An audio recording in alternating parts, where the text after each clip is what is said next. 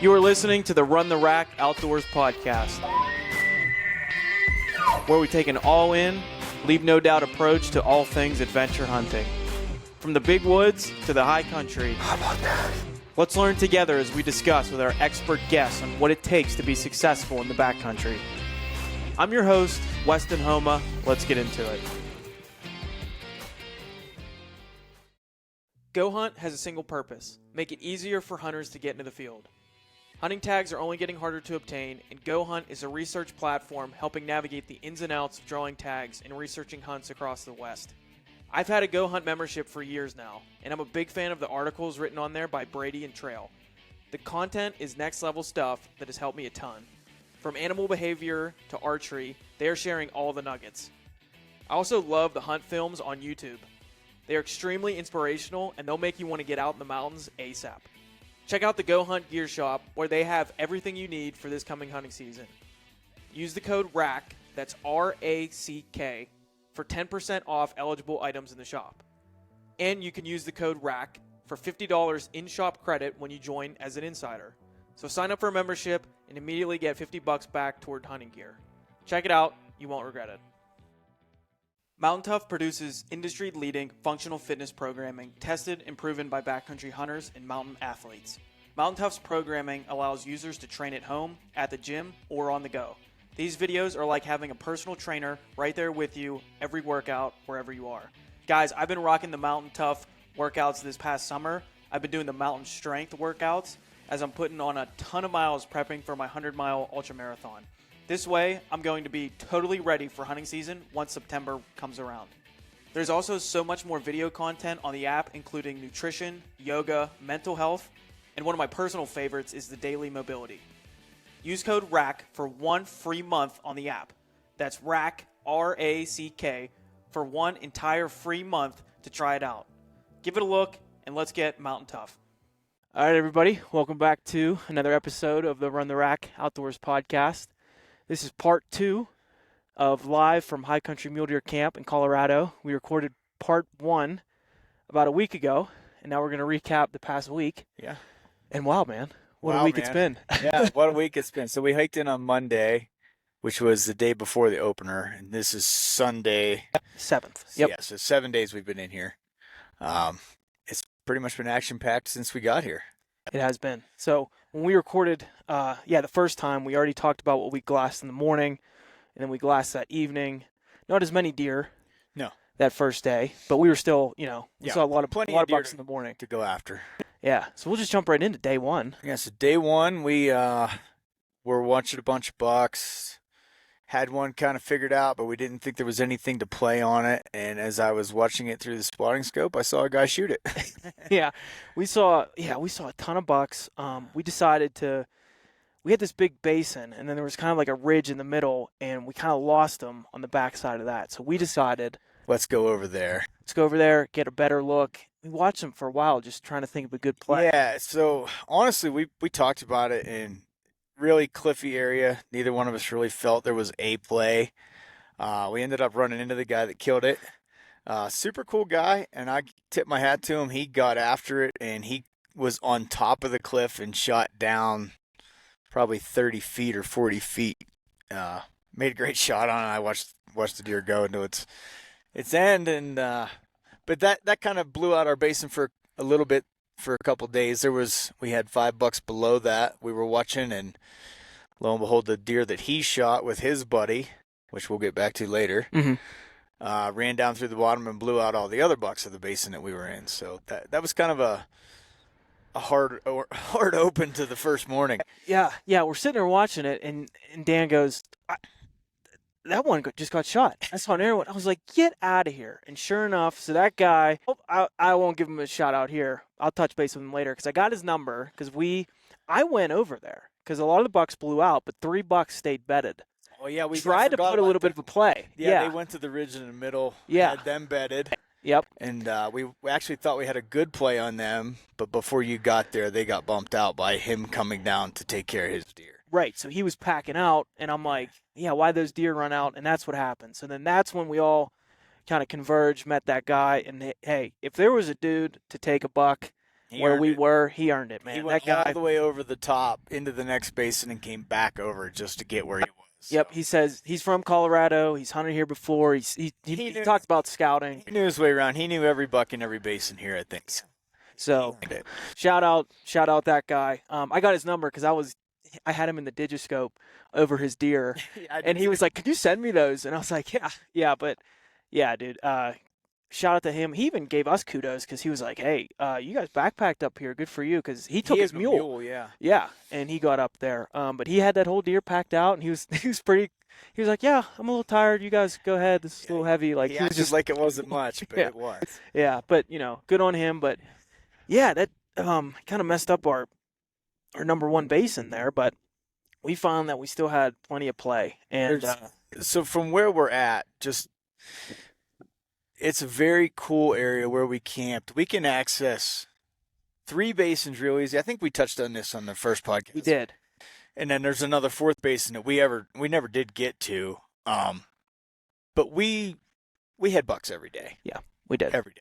And I think that's key too. I've heard like South Cox say that. He's a big mule deer hunter with a stick bow. He says he tries to centralize himself for multiple basins to give himself options. And it definitely, so I've been in this area before. I had some friends that were bow hunting, and I had a rifle tag in a similar area not far from here. It's definitely a patience game because when one basin gets blown out, you can jump to another basin and find deer. Good chance at some point that's going to get blown out. But you can always go back. These deer, they change basins daily. Like in the first podcast, I talked about escape routes and stuff, and we've seen it firsthand. Up over the top of one basin, you think they're gone.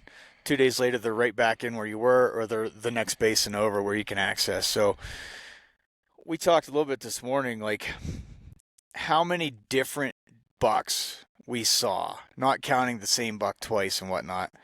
And I feel we saw probably at least 55 different bucks. And that's no bullshit. Like that's, yeah, that was a legit number. Yeah. And I mean, that's, there was dinks. We saw a lot of dinks, a lot of spikes, forkies, but we saw some giants. I mean, I saw one that was easily a legit 180 typical, which is for a public land buck. That's a giant. Yeah. We saw some very mature bucks that wouldn't have scored quite as high.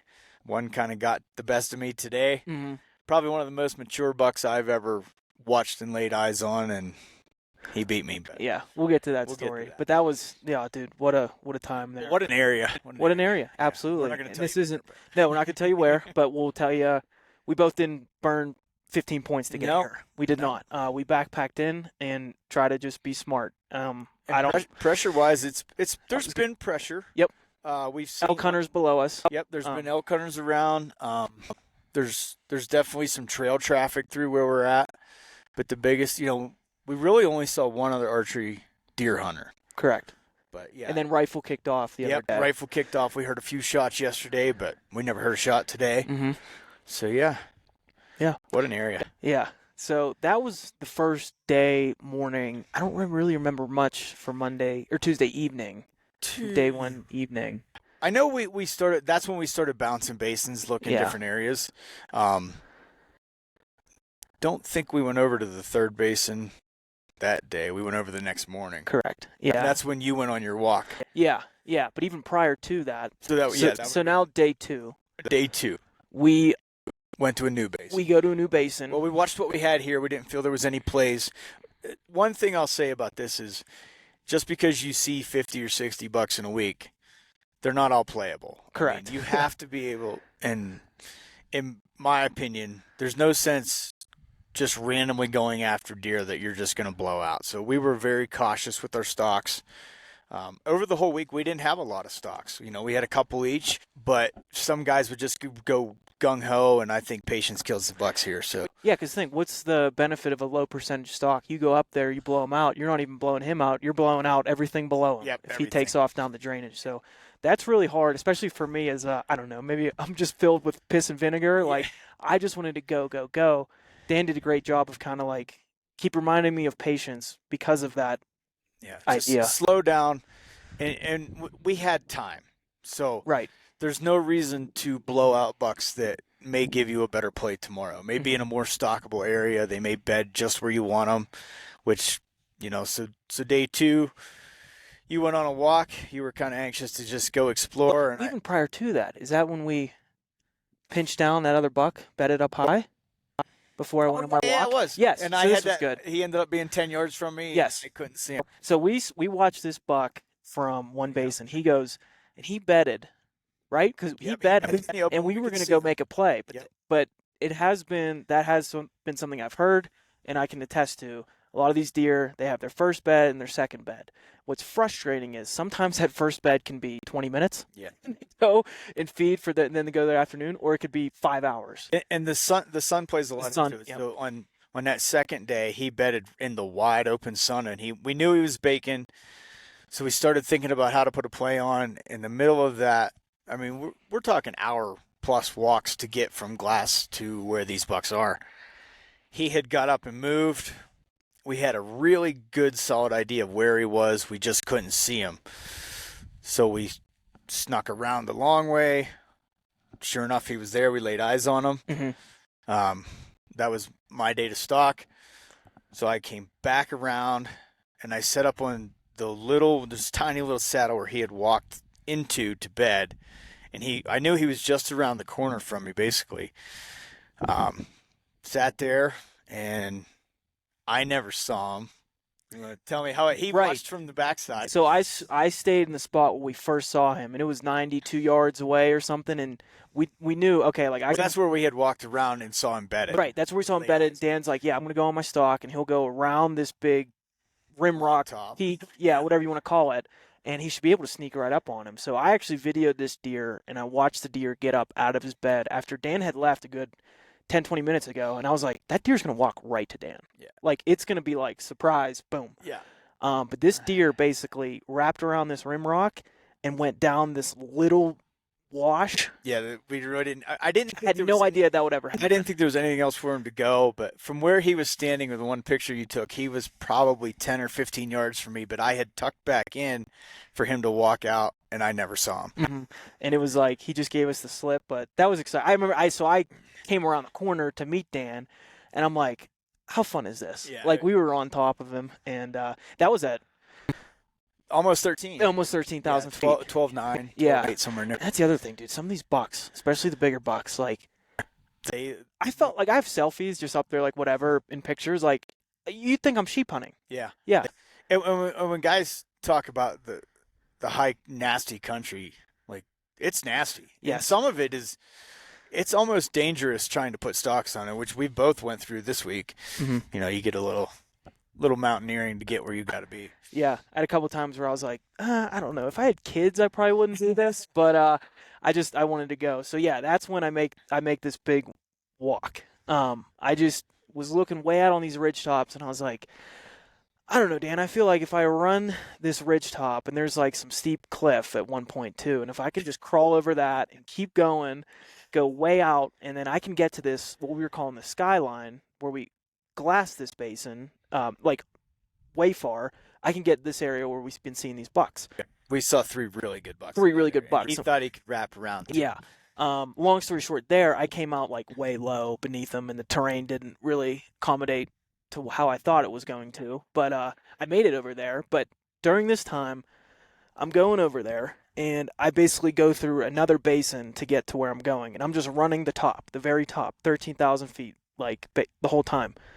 So I was like, well, I want to pop into, because that was essentially Willow Basin, what we were calling Willow Basin. Yeah. So at the very top of that, we could never really glass up in there, but I was like, I guarantee there's got to be deer here. Yeah, we always thought up in the rim rock. Yeah, so I pop over and I glass up this bedded 4-point. He wasn't one of the biggest 4-points we've seen by any means, but he was up there like a sheep, bedded. He bedded completely broadside, facing uphill. And he looked at me as soon as I came over this crest, and I'm like, man, there is no wind. It's downhill, but he's given me his whole body, and I maybe could have went I figured 10 to 15 yards to this next little dip, but he was locked on me the whole time. This is just a reality. I'll own it. I pulled my rangefinder out. It said 90 yards. I felt so confident in this shot. Like I shot my elk almost at 70 yards last year, and I pinwheeled her. I felt so confident in this shot, confident in that shot. No wind, nothing. So I drew back, and he actually gave me some time as he was still staring at me. I thought any second he'd get up and go. I actually let down. I took another breath, and then when I drew back again, he's still staring at me in his bed. And I was so locked on, I can't even explain. Like I wouldn't have taken the shot. I said I'd regret not taking this shot. I was so solid on him. Again, no wind, nothing. I just was like, okay, we're gonna pull. I threw a sever 1.5 on there. Thought I could get it, fly just like my field points. I shot and looked like I went right over him. Smacked a rock right behind him. He got up and took off. I went down there. I looked at the arrow. I mean, complete miss. Like there's no hair. There's no nothing on the arrow. Which thank God, because my next reaction was, I don't know. This open country, it seems like coming from back east, these big open areas. When you see an animal, it seems like they're a lot closer than what they are. I mean, I knew it was 90 yards, but it gave me a lot more confidence versus shooting a block target at 90 yards. My old man's property or something. But that's a shot I've made a lot. And I had a lot of the time, and I took the shot. I don't regret taking the shot, but I definitely took away like, okay, Wes, I was upset at myself because I was like, there's a difference between 90 yards in Pennsylvania on flat, not shooting at a live animal, versus 90 yards in the cliffs at 13,000 feet. Even all things, rock solid, no wind, nothing. There's just a difference. So something I definitely took away and I'm going to work on. I'm not perfect. I'll own my mistakes. But that's what happened there. Yeah. So while Wes was off on that adventure, I stayed in old man patient mode, and I glassed up. I think I saw 19 bucks that night. Mm-hmm. We were in a different basin, and so I watched. I think I saw 14 over there, and there was some really good shooters, but super hard to access. Like, I don't know if you probably could have accessed them from above, but it was good to have them in our pocket. We knew where they were. Dropped back over into the basins that we'd been hunting, started glassing, found up the buck that I had went after earlier that day. He really didn't go far. He was kind of in the same general area. And before dark, I watched him bed down in the evening, which typically they don't bed in the evening, but he had been running around a fair amount. He was actually the buddy of the one that the other guy killed opening morning. So we all reconvened at camp that night. You got here about dark. I had just got back. Talked about it. Went back over there the next day. And he didn't show himself till later in the morning, and then laid eyes on him. And yeah. So this was, again, this buck we've been seeing. So this would have been day 3. Day 3 now. So it's day 3, and I'm just shrugging off kind of the stupid mistakes I've been making, keeping a positive attitude. And I was like, I'm gonna keep hunting. Clean. I watched the deer. I got video of him too. He ran down the basin. He's all good. I was like, I'm gonna keep hunting and just shake it off and try to put together a better day. So sure enough, we glassed up this buck that we put that play on the day before. We're watching him, and he beds in what we would call a killable absolutely area. Killable yeah. area. So we got pretty excited. This was one of the first ones too where it was like, okay, we see him bedded. We got everything laid out perfectly. We drew the path of a stalk. Yeah. This is one of those you felt like it was a high percentage stalk before you started. And he's by himself. And that was key. A lot of these bucks have been in bachelor groups 3, 4, 5 bucks at a time. And this buck had been by himself since day 1. Somehow I'd been able to keep tabs on him. So I went after him the day before, and I told Wes, I said, let's go. I'm going to cut you loose. Yeah, so Dan gave me the blessing, and Dan said, quote, don't make me regret sending you and not me. And I said, yes, sir. So sure enough, I mean, it was just awesome. So it was a long day. So wait, timeline. So we glassed him. So you left about 9 o'clock. I think glassed at 8, left at 9. Yep. Maybe. We watched him bed down. Everything felt good and solid. He was in where I thought he'd stay for a while. Yep. I make this climb, and then I drop my pack on the other side of his It was a face. climb. Yeah, it was good. A little mountaineering. Yep, little mountaineering. And I can't see the buck the whole time, but Dan's down below. He's keeping eyes on it.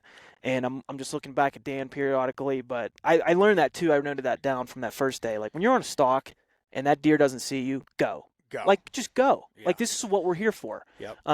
Don't screw around. There's two parts of a stalk. There's make as much ground as you can, as quick as you can, Right. and then slow down and be as quiet as you can. So I think learning that from the first day, I think I did that better definitely this time. So we get up there, and I want to say it was 10:30, 10:45 is when I had dropped my pack, and I was within 35 yards of that deer.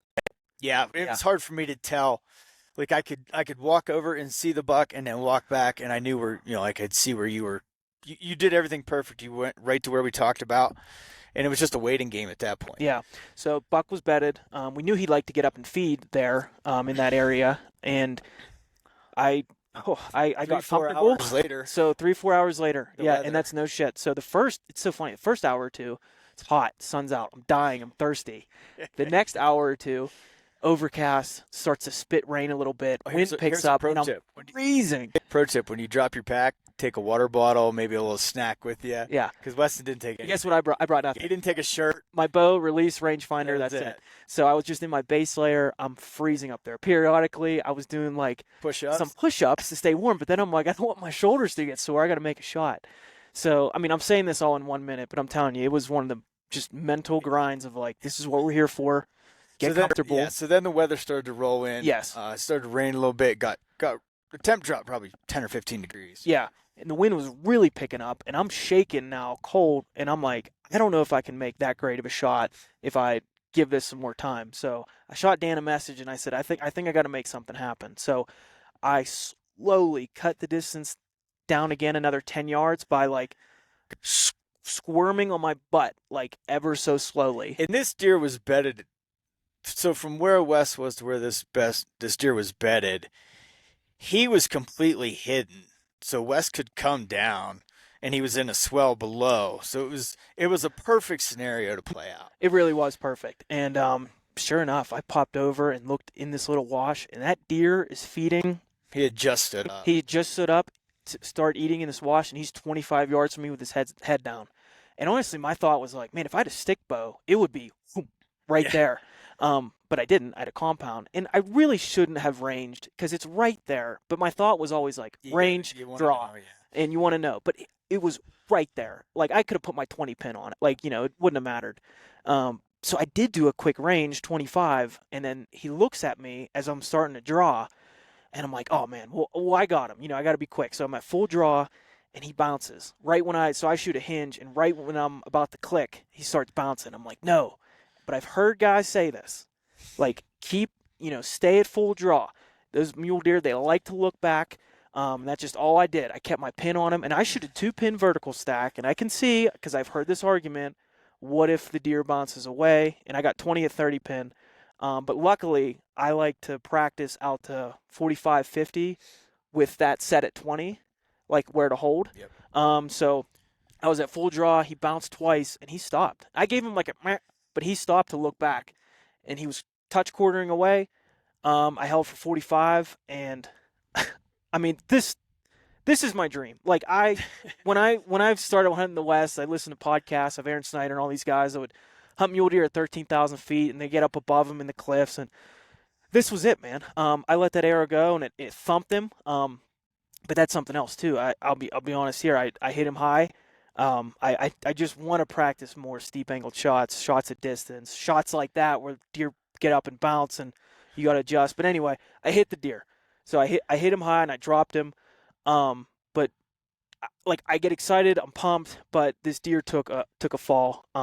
What a tumble. It was I've never seen an animal that had fall that far. Yeah. But I think, I when I had finally got to the deer, it was a little bit more melancholy than I hoped. But part of me was like, hey, this is mountain hunting. This is where they live. Yeah. It's the same as if you're hunting sheep or goats. I mean, sometimes in these cliff areas, you harvest an animal and they fall. Mm-hmm. They fall. We ended up figuring, about 700 feet? Yeah, about 700 feet. But I was thankful, though, When I got to him, he was a little banged up. To take pictures and videos, I try to be mindful, just try to make things nice. So I cleaned him up, and I just did it kind of from his front because his back half was blown out a little bit, but I was thankful in the fact start quartering this thing, and I really didn't feel like I didn't lose any meat. I never consciously was like, oh, cut that away. So I was very thankful in that regard. And little thing that sucks. I mean, it is what it is. So he was a 4-point. His front barely good. With his front forks. Yeah. He was a really solid 3-point frame, and he had little nubs on his front. I won't say nubs. They were scoreable points. Yeah. So he was a 4x4. He was a mainframe big 3. Yeah. And he was a mature deer. Yep. And I liked his backs, but I lost on his right side. His back forks broke off. And by the time I skirted all the way down there, I didn't know he was missing an antler. I saw it when I got to him, and there was no climbing back up there to look for it. I was just thankful to have all that deer that I did, and hey man, I'm gonna put that on the wall, and I'm gonna be like, here's the story, here's what happened, here's where I was. Sure. So at this point, the rain had fully rolled. Yeah, then it's like, and it was a day from like you made the comment. It feels like we're sheep hunting in Alaska because it was just rain and terrible rock. We were in a rock slide cliff. Yeah, trying to take care of this deer. The deer didn't fall all the way to the bottom either. He was still like 200 foot up from the bottom flat. So we're doing him in this rock chute.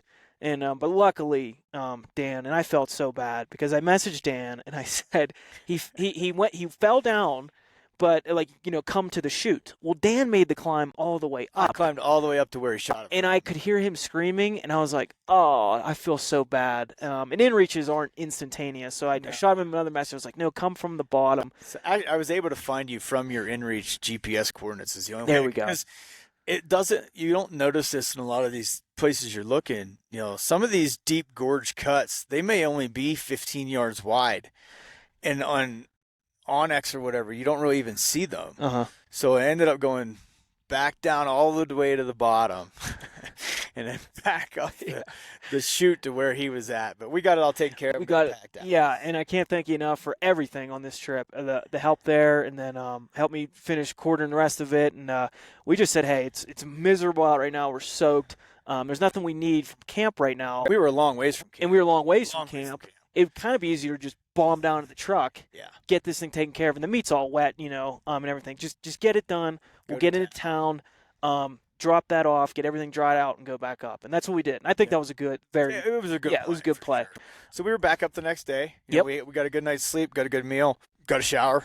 Yeah, which was nice. Bombed back up and just started over. Yeah, and I'm ecstatic again. I'm so thankful for that buck. Thankful for a good friend and mentor like Dan, and tagged out on my first archery mule deer hunt. Yeah. So I'm stoked. But now I am full. I told Dan, whatever you need, I am all in to get you a buck. So now we're back up on the mountain, and so let me think. So where are we at now? So the day we came up, we got here that evening, glassed some bucks. I don't remember where we were at that evening. I can't remember, but all I know is we were like, oh, we're still in the game. Oh, yeah, we had bucks. I might have even been back over there. I think it was. Anyways, so we ended up, it started to rain again, kind of came back to camp. Next morning, we found some bucks. We didn't actually put a play on anything the next morning, I don't think. Because we knew we were going to, the weather kind of got crappy for 2 or 3 days, I guess. So we were kind of tried not to get too far from camp just for the fact that we didn't want to get everything soaked. And then once you get soaked in the high country, if you can avoid it, you're better off because it can be pretty bad after that. So especially when it stays cold and overcast, and it did. Yeah. Got a little bit of sun right now, but a couple days So we got back in, and then yesterday we ended up laying in the tents for about 3 hours in the afternoon, which was prime glassing time. I know. We found bucks in the morning. Actually saw that one run down in this basin. He came. Well, we were watching him in the morning. Right. And he went a long ways, and then he got bumped by something else and ended up way over in another basin, but we were able to keep eyes on him from the top. Laid in the tent for like 3 hours in the afternoon, missed prime glassing or beginning of prime glassing. Found him last night when the rain quit at like 7:30. I was running late. I made a valid attempt to run down, but there was 5 other deer down there, and he was in an open bottom, and I just couldn't get the distance close enough. And as you're stalking, so this is right at like timberline a little bit, the deer, they didn't do you any favors. They started feeding more toward the open, which if they would have stayed close to that timber, you kind of bobbing and weaving, might have had a chance. Yeah, it was a possibility, but once I saw that they were out and some of the deer had kind of already started to spook, the bigger buck that I was after, he went up the drainage, which was good. I just backed out. I thought there's no reason to push this deer any further. He's already been bumped around a lot. So that was the end of last night. Today, hunt recap. Yeah. So we couldn't find. We went here first, and he vanished. The 2 smaller bucks that were there, we found. The bigger buck was gone. Back over to another drainage, or basically way up the saddle to the glass both. Found the one big buck. So there was 2 really big bucks that we had been watching. There was 3 the first day. The 180 typical and 2 really big 3-points. We believe the one got killed yesterday in rifle. We heard a shot over that way. We had seen them running around. Heard another shot later in the day. I think that's what happened. Yeah, and then this morning, the only one that was left was all by himself, and he's such a stud. Yeah, stud buck. But we saw those 2 bucks. Yeah, so there was 2 new bucks that we had not seen all week. So that's the thing. If you can stay in the game, stay in these basins, bounce around, keep glass on tabs, what deer where. So 2 brand new bucks. They were respectable bucks. Both big 3-points, but not big. But they were 3. We would have shot those any day. Yeah, they were 3-year-old, probably 4-year-old deer. So watched them bed. They bedded in what we felt was a real high percentage stock. Yeah. So long way off. I took off. Gosh, I was rooting for you, dude. Yeah. We had one kind of like underneath what we're calling this knob. He was underneath the rock. We saw just his antlers, and the other one was in the willows right there too. And it really, we had it drawn up. And when this started, we had seen the really big buck bed, and just behind them there was a little swell and then a willow patch. And he had bedded down in that, and you could see his antlers up out of the willows, and that was it. So I took off. It took me probably at least an hour or better to get there, worked my way around, and I was almost to the top of where these bucks were bedded, and I was going to be able to come up and basically sit up and shoot them in their bed within 20 yards. Somewhere there was a doe and a fawn that we hadn't seen all morning. She bebops out, and she never really blew out, but she kept looking at me, and I was like, she was over here, these bucks were here, the big buck was here. So this is where, lack of communication, we just couldn't. I'm trying to keep tabs on them. In-reaches were a little slow. He's like, the bucks are up. So anyways, I get up there. The bucks are gone. I read the in-reach. He's like, they moved down. So I look over, and I just see them going quite a ways down. There was really no way for me to play on them at that point. And watching this all play out through the spotter, it really wasn't you, dude. I think your stock was really good. It was kind of like a triangle where Dan was coming up at, in line with the bucks, trying to get right above them, but the doe was kind of offset between everybody to where the doe. No, she was. We didn't know she was in. So the doe's looking back at Dan, all kind of startled, and the bucks can't see Dan, but they can see the doe, and I think that's what happened. They stood up because they were looking at her; they weren't looking at you. Right? Yeah, they couldn't see. Right, they couldn't see you. And then that's kind of what freaked them out. And then it didn't really blow. They were still kind of feeding through these willows, but then you know how they just keep working and working and working. Once they're up and kind of bumped a little bit, they just keep going. Yeah, and then once they got to the bottom, they took off. So through all of this, as I'm watching the doe go this way and these bucks had went down into this basin, I realized I haven't seen this big buck at all. So I told Weston, and I said, well, I'm going to go try and kill that big buck. So I get up just a little farther from where I was, and I see his antler tip still in the willows all by himself. And I was upset. For whatever last 2 days seeing this buck, I was like, dude, look at that thing. He's a giant. You think, you see those antlers real quick, and you think, oh my God, elk. He's just tall. Really tall. Yeah. Big backs, and then he's just got single fronts with they're just gnarly old deer nubs on the front. Yeah. So anyways, I range him, and he was only 85 yards at that point. So, and he's bedded in the willows Wind's ripping up. I was able to get above them. There was one rock chute I crossed, and I got inside like 45 yards, and I had made a noise. I don't know if it was my feet. I don't know. I had a water bottle that I might have touched. I don't know what it was, but I saw his antlers turn real quick, instantly. So I knew he was on alert, and I thought, he didn't get up. He can't smell me. So I moved about 10 or 15 more yards, and I ranged his antlers. They were 30. Dialed my sight. My arrow was already knocked. I clipped on, and I knew he was going to get up soon. And at some point, I must have made another noise, just a faintest little thing. And this is the difference between a 3-year-old buck and a 6 or 7-year-old buck. He bounded out of those willows like a stick of dynamite, and he never looked back. He never saw me. He never smelt me. Whatever noise he heard, he took a bound and never slowed down and never looked back. Like Wes said, his buck took 2 bounds, stopped and looked back, and the majority of mule deer you'll ever see will do that. This guy knew the game. Not these guys. He never stopped until he was out of sight, and I was at full draw watching him bound away, and I didn't take a shot, and I watched him run out of my life forever. Yeah, and you were at full draw. I was at full right? draw at 30 yards, and him bedded in the willows. Dude. Well, actually, I didn't draw until I saw his head come up, but like as his head come up, I drew, but his head went in one fluid motion, like just nonstop, blew it out. That's the difference between A very mature buck and an average buck. Right, and this was a buck where like it seems like this week I've had like a few categories, like, oh, there's a dink. Yeah. And then like, oh, there's, an okay buck. Maybe I'd shoot, maybe Dan wouldn't shoot. And then it's like, oh, that's a decent buck. And then it went to like, oh, hey, this is big buck shooter. Yeah. But this buck though was like, this was that upper different age class, very mature. Body, pot When you belly. see him next to a 3 or 4-year-old deer, he just looked like a massive soldier. Yeah, just different. Yeah. So the one thing that I really enjoy, and Wes got to experience, I think for your first time, is you can see the difference in age class of deer. We've seen everything from, well, we've seen fawns obviously, but we've seen, first year bucks all the way up through 6, 7, 8-year-old bucks. They all act different. And when they're together, like you'll see a nice 4x4, which is 130, 140 inch buck, and anybody would be happy to shoot.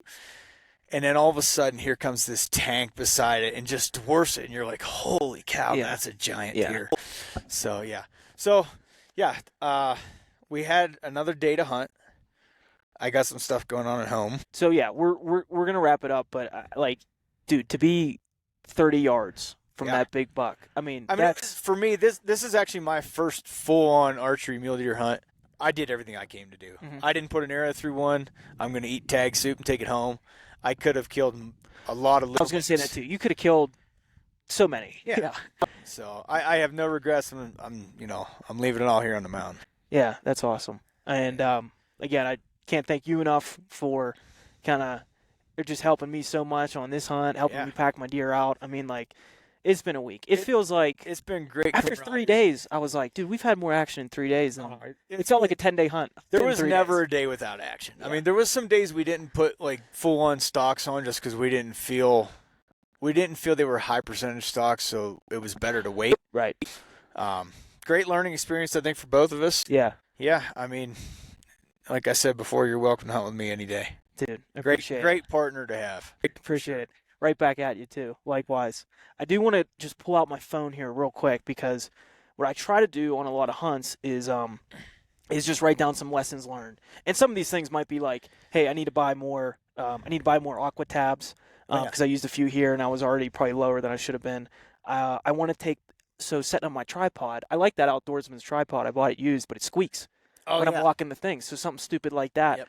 I want to fix that. I lost a trekking pole, so I said trekking pole question mark. But other things really about deer I wanted to talk about. The one we kind of said it already. Like when you have the opportunity to go, the deer bedded on the stalk, go. And I kept that first time before that guy blew them all out. I kept looking back at you. You look because I was so like, oh my god, I want to make sure this is right, and I kept looking back. Don't look back at your spotter. And Just go. we had a system where, like, so he had a red handkerchief. Yeah. And the deal was, if the deer blow out or the stock's not valid anymore, I'll wave the red handkerchief, stock's off. Mm-hmm. So he kept looking back at me. So about the 15th time he stops and looks back at me, I'm not waving the flag. I'm like giving him 2 thumbs up, and I'm like, go. I don't know what to do. I give him one of these. Well, he thinks I'm waving my arm saying it's off. It's just a little miscommunication. Right, which me looking back so much yielded that, which it just got messy. So that was just something I wrote something down. to work on. Yeah.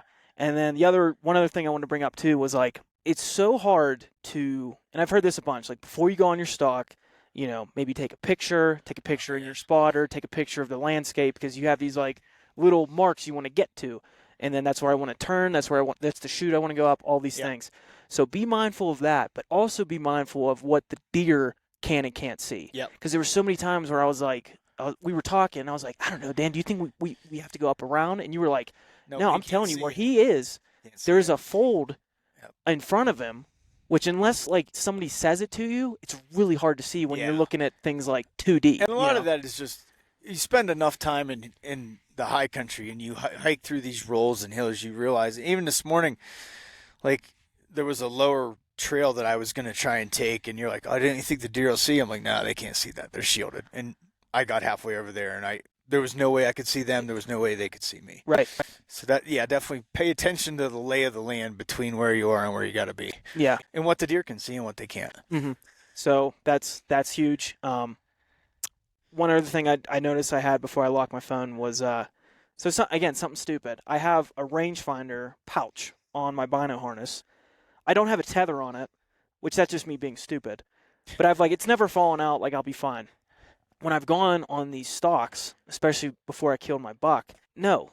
Like, the whole point of that tether for stalking these bucks would be, I have my hinge in one hand, and then I can draw. And this is even if you have a wrist rocket, trigger puncher.